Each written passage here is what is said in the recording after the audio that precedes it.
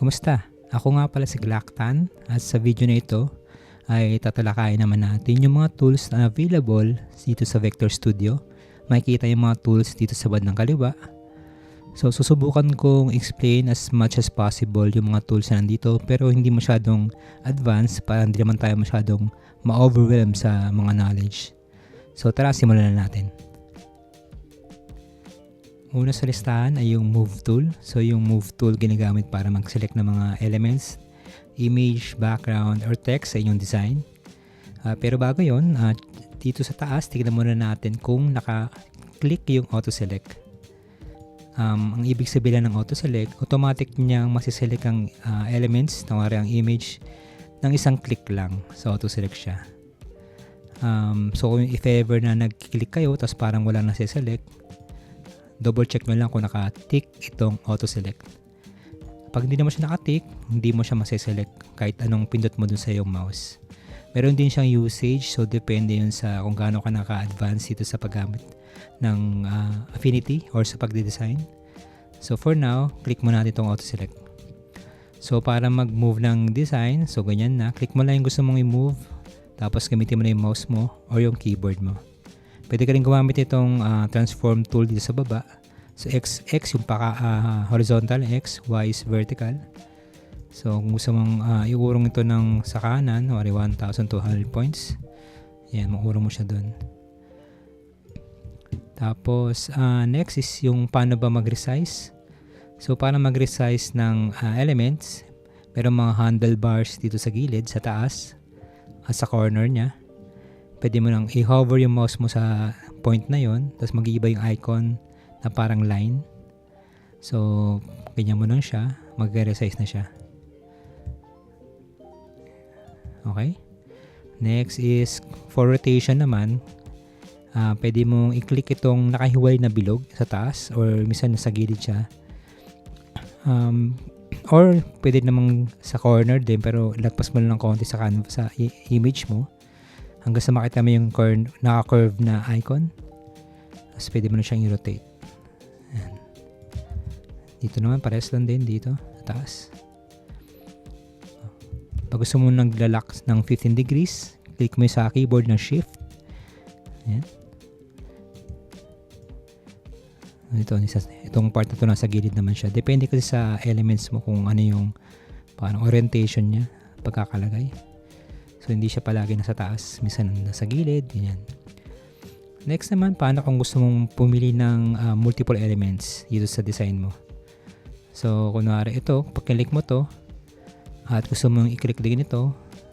So, paano gagawin yun? Sa yung keyboard, click mo yung shift sa yung keyboard. Tapos, masaselect niya na yung 2 o 3 elements na gusto mong i-select. Tapos, pwede mo nang siyang galawin or rotate. Yan, same lang din. Or i-resize. Yan. So, mapapansin mo dito, distorted siya. So, paano mo siya ma-ensure na hindi siya ma-distort? So, same lang din sa yung keyboard, shift ang gagamitin mo. Hold yung shift, huwag bibitawan. Tapos yan. Drag mo lang siyang ganun.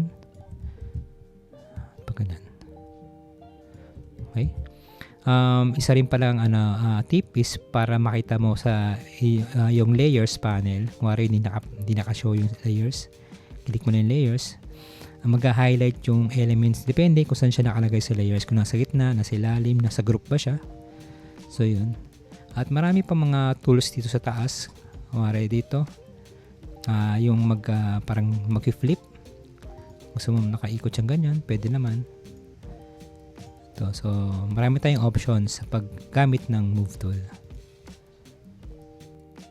Ang Artboard Tool naman ay tool para maggawa ng artboard sa iyong layout. So, kung mapansin mo itong design natin, wala pa siyang artboard. So, paano natin malaman kung artboard na yung design natin sa Affinity? So, pag artboard na siya, makikita mo sa bandang taas dito na meron siya dapat parang pangalan. Or dito sa gilid, parang may pangalan siya ng artboard, parang ganun. So, testing natin. So, itong design na to wala pa siyang artboard. So, para mo na artboard, click mo tong artboard tool. Tapos, drag mo lang gusto mong size ng artboard mo. So, gusto ko buo siya. So mapapansin natin, meron siyang artboard dito sa kaliwang kanan, and then sa taas niya, artboard din. At kung gusto mong i-rename ang artboard mo, double click mo lang tong sa layers panel, yung pangalan. Tapos type mo lang siguro poster. Yan. Tapos if need mo ng multiple artboard, so kunwari gusto mong ihiwalay yung design sa logo at gusto mo siyang export separately na hindi ka na nahihirapan pa isa-isa, pwede mong gawin yun. So gagawa ka lang ng bagong artboard. Para gumawa ng bagong artboard, pwede ka mag-click ng plus dito. Yan. So meron ka ng poster 1, poster 2. Yan to poster 1. Yan. Tapos ito pwede natin gawin sa ating mga to. Parang logo. Tapos pwede mo siyang i-resize. So para mag-move pala ng canvas dito is hold mo na yung space bar. Tapos yan, drag mo lang yung sa mouse para makapag-move ka ng sa inyong affinity, sa itong affinity. So para mag-resize, pwede ka mag-drag dito. Parang move tool din, pwede mo i-drag dito. Or kung meron kang specific na size, pwede kang gumamit dito sa transform tool.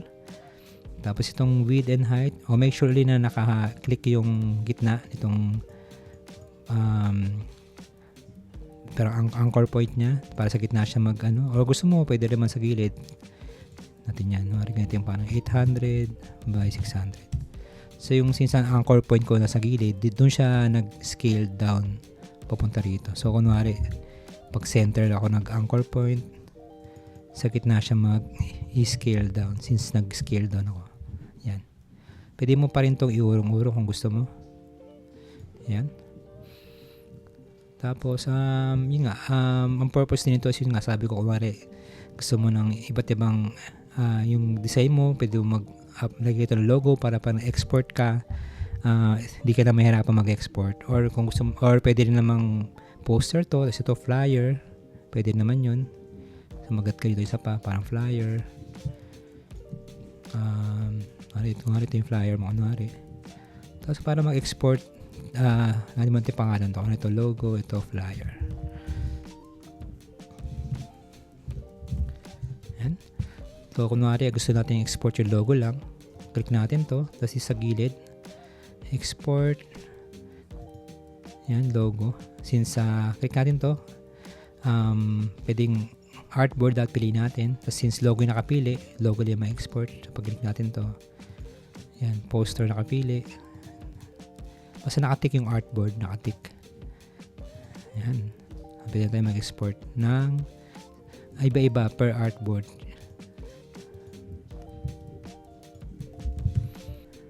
Ito naman, tawag dito is node tool. So yung node tool is ginagamit para mag-edit ng curves, lines, or shapes sa iyong design. So for example, dito sa design ko ng face, vector image to.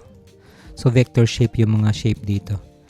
Kung meron kang shape, kumari gumawa ka ng rectangle dito, tapos ginamit mo tong node tool, hindi siya gagana basta-basta. So para magkaroon ng node option itong vector graphics mo, make sure lang na sa inyong mouse, i-right click mo lang siya.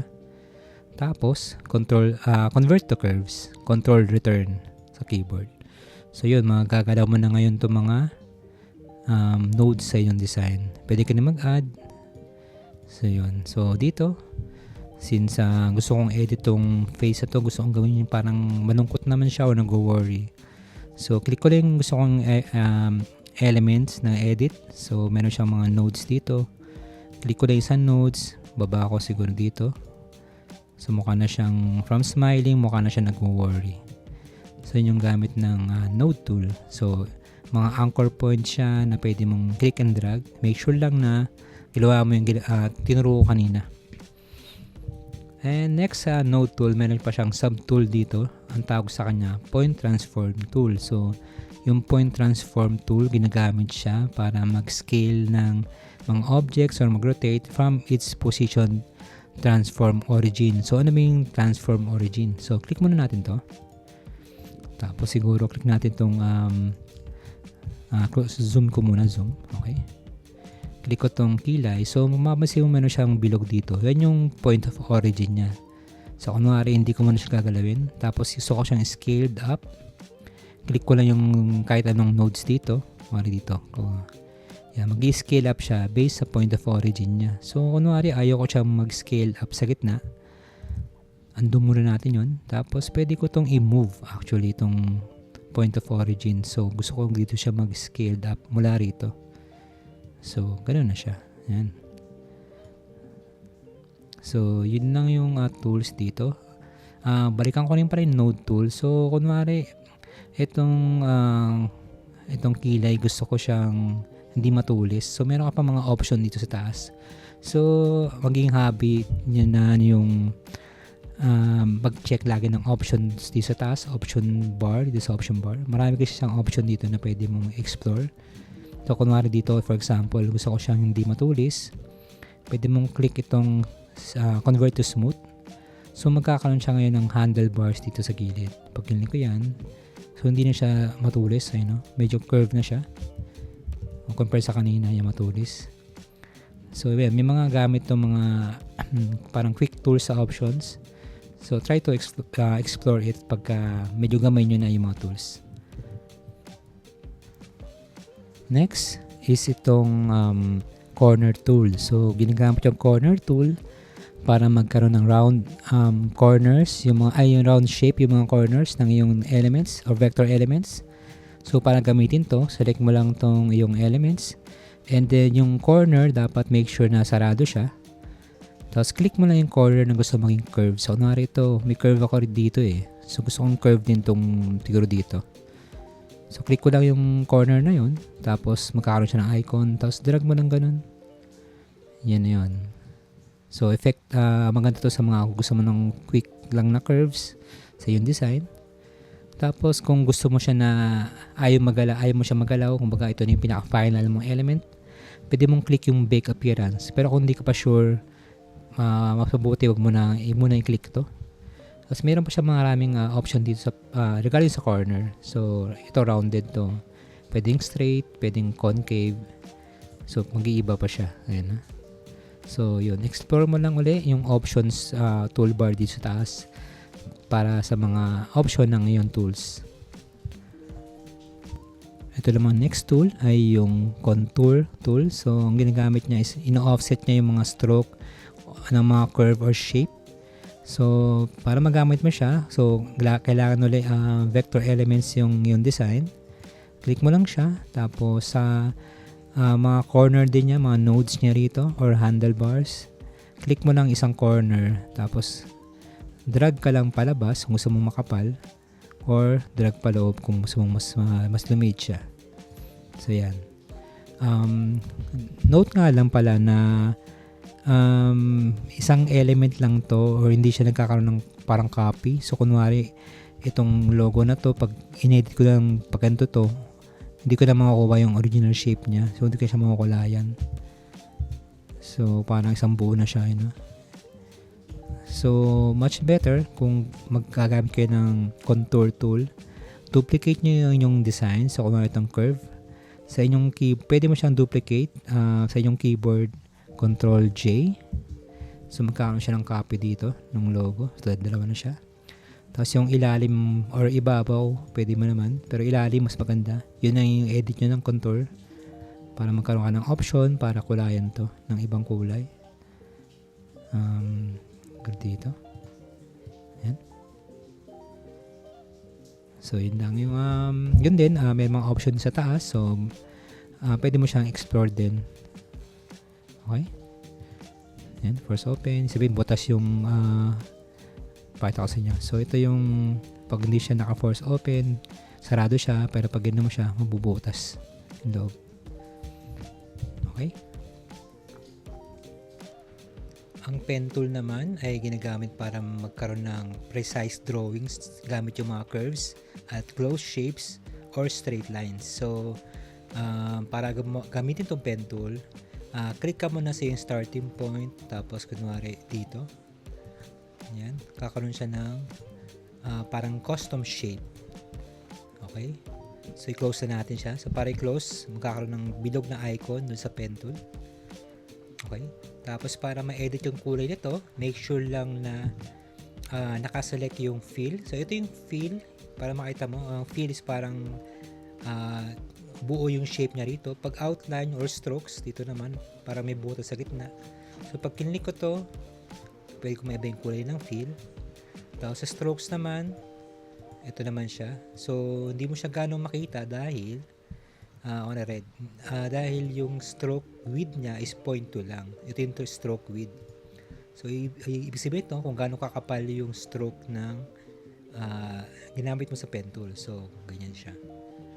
100 points sa maximum dito. Okay? Tapos pwede mo ring galawin tong fill at stroke dito sa may panel dito sa kanan. Dito sa color panel. So uli, pagka may butas, stroke yun. Pagka may fill, itong isa, yung walang butas. Tapos kunwari gusto mong tanggalin yung color niya. Kunwari tanggalin natin yung stroke. So makita mo itong set fill na, yung may parang cross dito. Pag kinlik mo yan, matatanggal agad yung stroke niya. Okay? Tapos another things, yung stroke naman, meron siyang sariling stroke panel dito. Click mo na itong stroke. Tapos same lang din ang purpose na nandito. So kunwari may color ulit yung stroke natin. So yung stroke width, dito rin mag-adjust. Tapos yung cap niya, yung pinaka-corner. Tapos kung yung joint niya, pag ganito, yun o. Parang naka-angle. Meter joint, matulis, ito, rounded. Alignment niya, kung ito yung stroke mo, mag-start siya sa middle. Ito naman sa inside. Ito naman sa outside. Tapos, kung gusto mo namang edit tong mga points nito, pwede rin naman. Pag kinlik mo to, mag-start siya ng bago. Pero kung gusto mong edit talaga siya, delete mo natin yan. Ang gamit ka na ngayon ng node tool. So, yun. So, parang magkaka-connect to mga tools na to. Ito, yung brush, pencil. So, pag ganito mo siya, ayun, magkaka-connect siya. Pati ito, magkaka-connect. Ayan. So, yun, yung pen tool, parang custom shape siya. Kunwari, gusto mong gumawa ng parang bubble dito. Ayan. So, medyo magandang aralin yung pen tool kasi gamit na gamit siya sa pagde-design. Tapos, ginagamit din siya sa trace ng mga sketch. So, mayroon akong sketch dito. At i-trace natin siya. I-zoom ko lang muna dito. Tapos, sa layers panel, gawa ko ng bagong pen tool muna ako. Or pen tool. Make sure nasa vector, vector studio. Tapos, pen tool. Tapos, mag-trace ka na dito. Mali itong kilay, trace natin yan.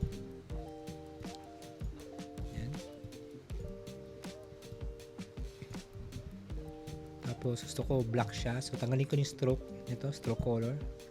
Tapos yung fill color gawin kong black. Yung stroke, tanggalin ko yung stroke. Yan. Tapos para mapadali sa akin yung pagtitrace, itong background, babawasan ko yung opacity dito sa taas. Yan, bawasan ko ng konti para makita ko yung stroke na ginawa ko.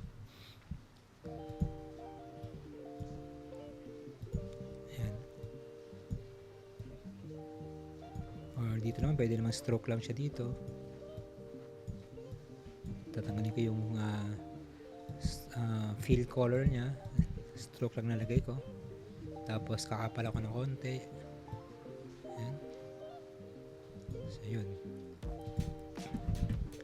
Make sure lang kung ganitong parang open path ka, sa yung keyboard, click mo yung escape para mawala yung parang path mo. Tapos makagawa ka ng bagong path using pen tool. Ayan. So, stroke ulit. Pala ko siya konti. Ayan. So, na-trace ko na yung design nito using pen tool. Additional information din pala. So, kung sakali lang meron pang isa pang advanced feature tong pen tool. So, kunwari gagawa ko ng pen sa labas, pwede ka mag-pen sa labas kung need ng design mo. So, kunwari ganyan. pen tool ako, tapos stroke ko, ganyan 43. Dito sa bandang panel niya sa kanan, may path brushes. So, may iba't ibang brushes na available dito sa Affinity. So, acrylics, yung parang painting strokes. So, meron ding engraving dry media, image brushes. So, ito yung medyo interesting dito sa Affinity. Meron siyang image brushes na kapag pumili ka ng isang brush, kunwari, piliin natin na leaves, kunwari kanyang leaves. Tapos, ibig natin yung kulay. Ito yung green, kasi green yung leaves, diba? Ayan, no? Nagkakaroon siya ng ganda brush pattern dito sa stroke. Available siya sa stroke, available din siya sa pencil tool. So yan,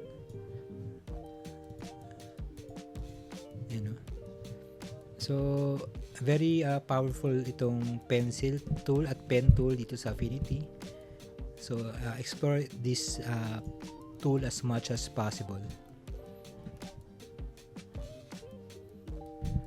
Ito namang pencil tool, parang siyang pen tool pero mas freehand itong paggamit ng pencil tool, kasi hindi siya point by point kagaya ng pen tool, di ba? Ang pen tool parang point by point. Ayun, makakagawa ka ng path mo. Sa pencil tool, medyo freehand siya, para ka nagdo-drawing o nagsusulat sa papel. So, ganyan siya. Tapos, much better pag gamit mo yung pencil tool is meron kang pen tablet. Kasi pag mouse ang gamit mo, medyo mahirap siyang i-control. Although may option siya rito para mas smoothen mo yung pencil tool. Itong stabilizer. So, mas smooth. Ayun, pag in-stabilize mo, compare pag wala siyang stabilizer, so mas parang rough yung line mo compare dito sa naka-stabilize. At yun din, same ng pen tool, meron din siya mga option dito for color, so pwede mong galawin dito. Tapos yung stroke niya, pwede mong minipisan. Same lang din ng pen tool, although ito nga talaga is parang freehand drawing. Gumagana din yung mga brushes dito sa path brushes, kaya ng example ko kanina, pwede mo yung kulay. Yan. Tapos next naman is itong stroke width. So ang stroke width ay yung ginagamit yung pressure ng curves directly on the page. So paano yung gamitin? So pag click mo to, kailangan path yung pipili mo. So ito muna tayo sa kabila para makita natin. So ito, makita natin na medyo isang stroke lang gamit niya, isang kapal lang ang gamit niya na stroke. Pag gamit mo yung stroke width, pwede mong nipisan or kapalan yung dulo ng yung path. So pag click and hold ka lang, pwedeng kapalan, pwedeng nipisan. So ginagamit ito usually pag gusto mong medyo artistic yung curves or lines ng design mo. So ano ganyan. Tapos, ito sa kabila naman. Subukan natin to. Medyo malaki yung parang waves dito. Plasma. So, sa pag-stretch, pagkapa-sketch, ganoon din siya. Kuwari, ang gamit mo is pencil tool sa pag-sketch. Or pen tool, pwede rin. So, pag ginanto mo siya,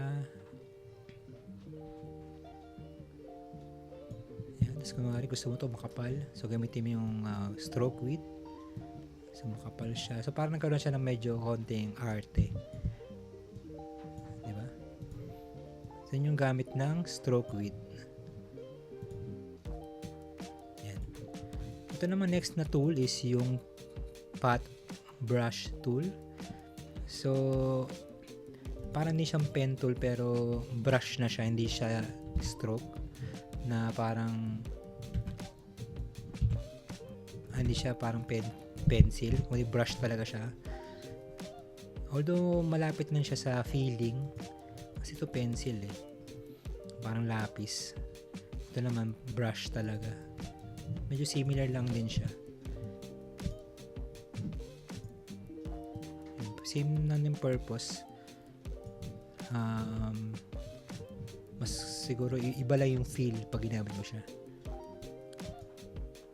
Ito namang fill tool. So, ginagamit ito para mag-fill in ng mga shape areas with solid, gradient, hatch, or bitmap fills. So, kunwari, meron tayong uling custom shape dito. So, tanggalin ko muna yung mga fill nito. So, siguro, red muna tayo. Oops. Red. Ganyan. Okay. Tapos, yung stroke, siguro bawasan ko ng konti. Ganyan. Tapos, gamitin natin ngayon yung fill tool. So, pag kinlik ko to, automatic nagkaroon siya ng parang gradient color. So, para mag-iba ng kulay, dito lang uli. Iba mo yung anong gradient ng gusto mo, ganyan. Tapos, make sure lang na kung ano yung naka-click dito, isipin nyo yung malalagay ng fill ng gradient. So, kunwari stroke ang nilagyan ko. Yan, nag-iiba yung kulay niya. So, yan. Yan. So, yan. Click and drag lang siya para sa gradient. Tapos, may iba't iba pa siyang option dito. So, kunwari, ito linear is parang isang direction lang. So, red to purple. Red to ganyan siguro. Dark red. Sige, dark red. Tapos, kung linear, isang direction lang. Pagka elliptical, yung parang 2 point, parang na siyang parang siyang radial. Kamukha lang siya ng radial yan din. So may iba-iba pa siyang parang direction ng gradient, depende sa yung paggamit. Okay, so explore that as much as possible. Tapos pwede mo siyang i-rotate kung saan paikutin. Tapos reverse yung kulay, yan, pwede rin siya dito. Next naman yung tool niya naka-partner is yung transparency tool. So, gagawin na yung transparent yung color ng inyong element. So, ito kunwari, mariretain niya yung same color pero may transparency lang. So, pag ganyan ko siya, nag-fade to white lang siya. Pero same lang ng color, wala siyang binabago. So, nagbi-blend lang siya para mag-fade. Fade in, ganun. Yan. Medyo straightforward naman siya.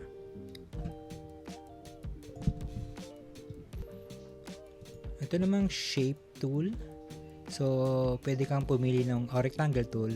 Pwede kang pumili iba't ibang shape. Pero dapat to shape tool tawag eh. Pero sige. Shape tool na lang. Shape tool. So, iba't ibang shape. Meron siyang option dito.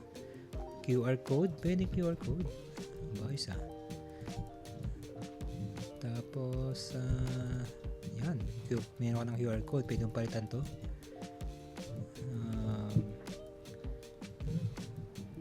Ngayon ko lang ito na-explore actually, itong QR code. Hindi ko nakita. Meron pala siya.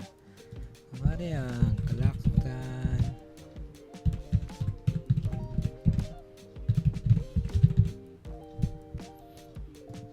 Okay. So, gagana to. So, yun. Iba't iba siyang shape. Parang siyang pen tool, pero specific shape lang siya. So, di mo na kailangan mag pen tool or mag-pad. Gumawa ng pad para gumawa ng shape.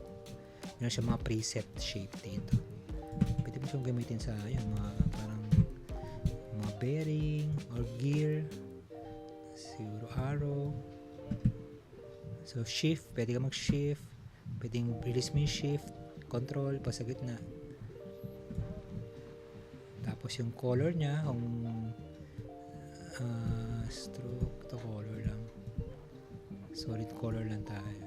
Yan. So, yun. Marami siyang option dito. Very straightforward lang yung shape tool. Explore mo lang yung mga option sa taas, kung mga kulay, ganyan. Stroke.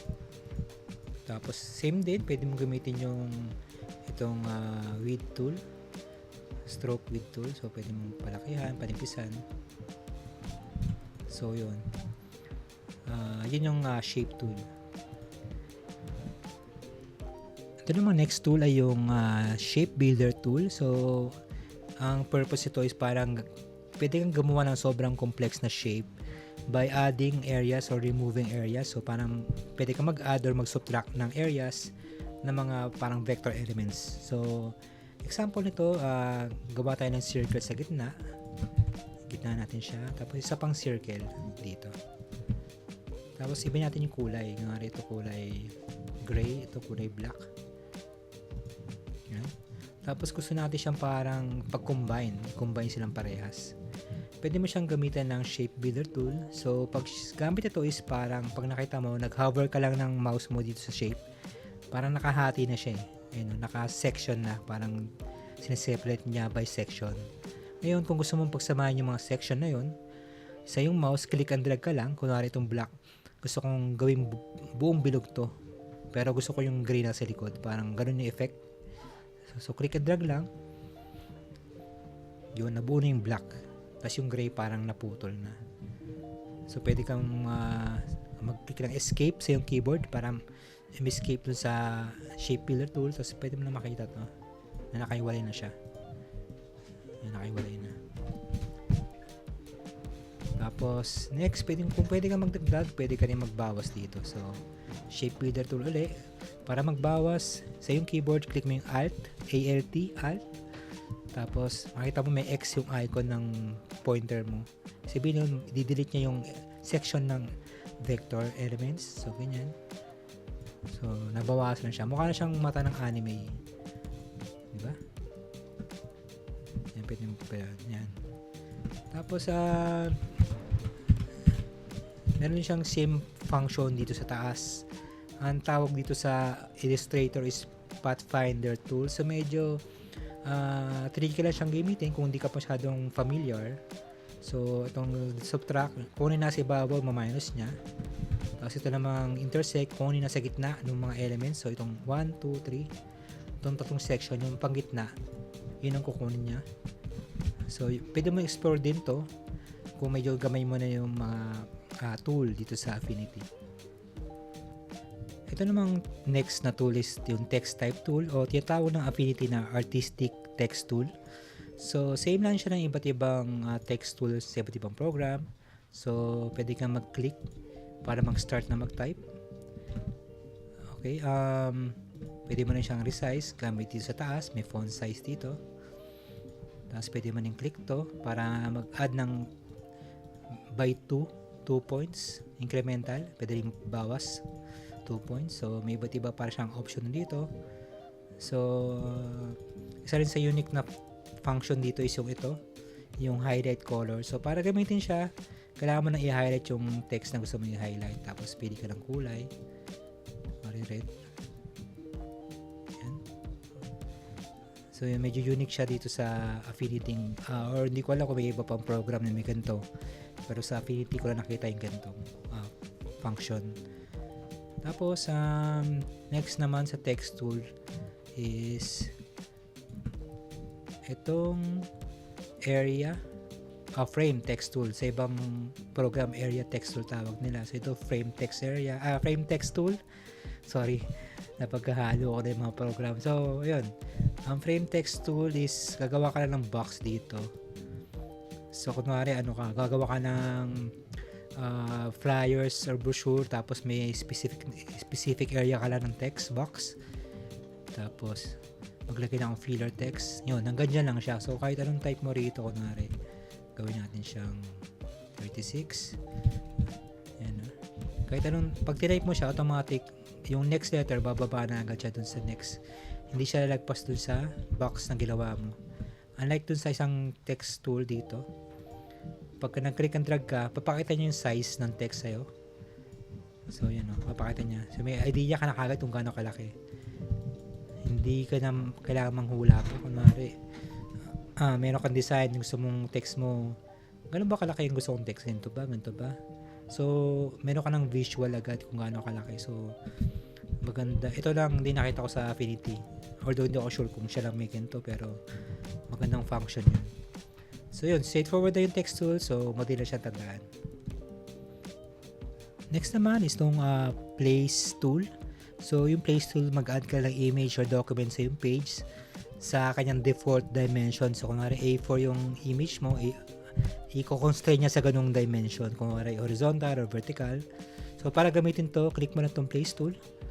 Tapos pili ka lang ng image na gusto mo ilagay.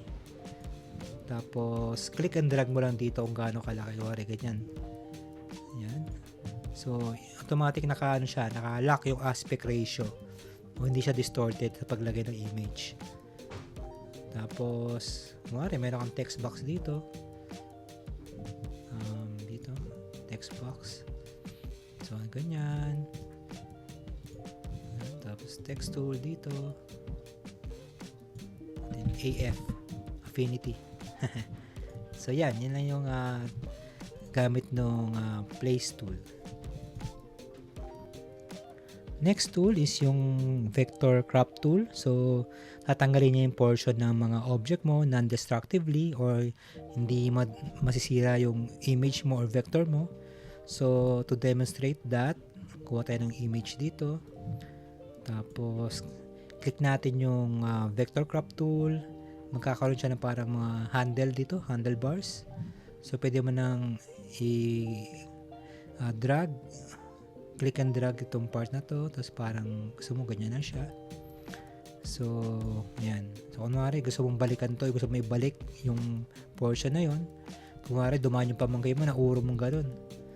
So, paano na? So, yun, babalik mo lang siya rito, ganun. Andun pa rin siya. Gumagana siya sa pati vector elements, gumagana din siya. Kunwari ito, lagyan natin ng fill konti.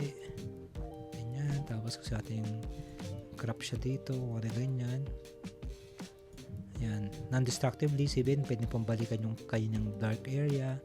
Tapos, remember lang na kung anong shape lang meron siya, hanggang doon na ipapakita niya. So, kung magpas ka ng paghatak doon sa crop tool, okay lang yun, pero huwag ka lang mag-worry na bakit hanggang doon lang siya kasi nire-retain lang niya yung kung ano yung original image na nandun sa design na yun.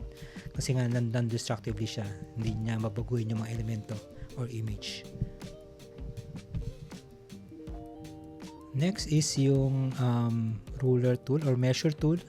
So, ang paggamit na nito is simple lang naman. Mini-measure lang yung distance ng isang point papunta sa isang point. So, kunwari, kailangan mo lang malaman kung gaano kalayo yung text na ito mula doon sa edge. So, click mo yung pinaka-edge. Tapos, siguro shift ka sa keyboard mo. So, makikita mo siya 179.9 points. So, kung di mo gustong points kasi medyo hirap nga naman i-estimate yung points, pwede mong palitan yung measurement niya. So, balik ka muna sa yung move tool, document setup, o kaya dito sa taas, document setup. So, document setup, tapos itong document units, palitan mo ng usually centimeter ang ginagamit or millimeter. So, centimeter, tapos okay mo lang. So, kunwari gusto mo malaman uli yung distance ng text, anong text sa edge. So, kunwari, for siguro border purposes o safety line, click mo yung edge, tapos shift. So, makikita mo 6.35 cm yung layo niya mula doon sa edge. Ito namang next is yung area tool. So, naman to, sinusukat lang niya yung area ng image mo, ng elements mo. Kunwari to, ang area nito is length or width. Ang area niya is 1,945.5 cm square centimeter. Basta yun. So, usually ginagamit na naman to sa mga detailed illustration, yung mga parang sa mga manual product illustration. So, kung may mga plans yun, may mga sukat yun na importante. Usually, doon siya ginagamit itong tools na to. Sa design naman, hindi siya masyadong gamit. So, pero kung kailangan nyo siya malaman, yung sukat and area, ito yung tool na para gamitin doon. At ito naman tool na to, ang tawag nila dito ay color picker tool. So, gamit na gamit to sa pag-design kasi lalo na kung meron kang branding na sinusunod or color scheme. So, click ka lang muna ng, kunwari, itong text na to. Click natin itong isang element na to, itong text. Gusto natin gawin pula. So, imbis na magtansya ka rito, gamitin mo yung color picker tool. Tapos, click mo yung kulay na gusto mo. Kunwari, gusto yung red ng damit dito. Automatic kukunin niya. Ang maganda pa rito is, meron siyang preview ng RGB color mode. So, pag nag-hover ka sa color, papakita niya yung value. So, ito, red 246, green 60, and blue 45. Tapos, meron din siyang hexadecimal value dito kung makikita. So, F633C2D, yung color value niya. So, kung kailangan mong ilista yung color ng values for itong damit, tinanong sa'yo ng supervisor mo, anong kulay ng damit? Merong DAB8BD. So, yun, color value niya. Tapos, ito namang style picker tool. Medyo advanced na to, pero kung merong style yung elements mo, kunwari, meron siyang effects, kunwari stroke effects, kunwari, mapipick up niya yung effect na yun. Try natin kung gagana siya rito. Natin siya ng stroke.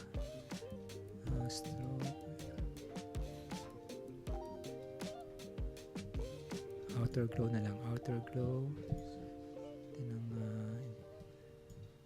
Yan. Okay.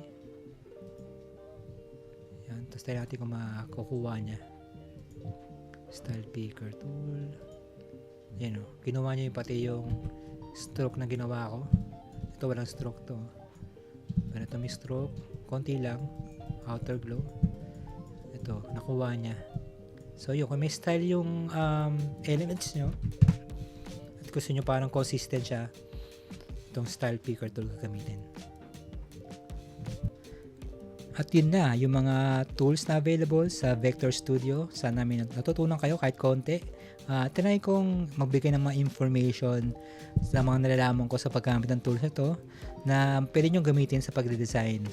At maraming salamat sa panonood, at kung di ka pa nakasubscribe, please subscribe to my channel para makagawa pa ako ng iba't ibang videos tungkol sa Affinity by Canva. At sana try nyo gamitin itong Affinity kasi sobrang makakatulong sa pag-design ninyo.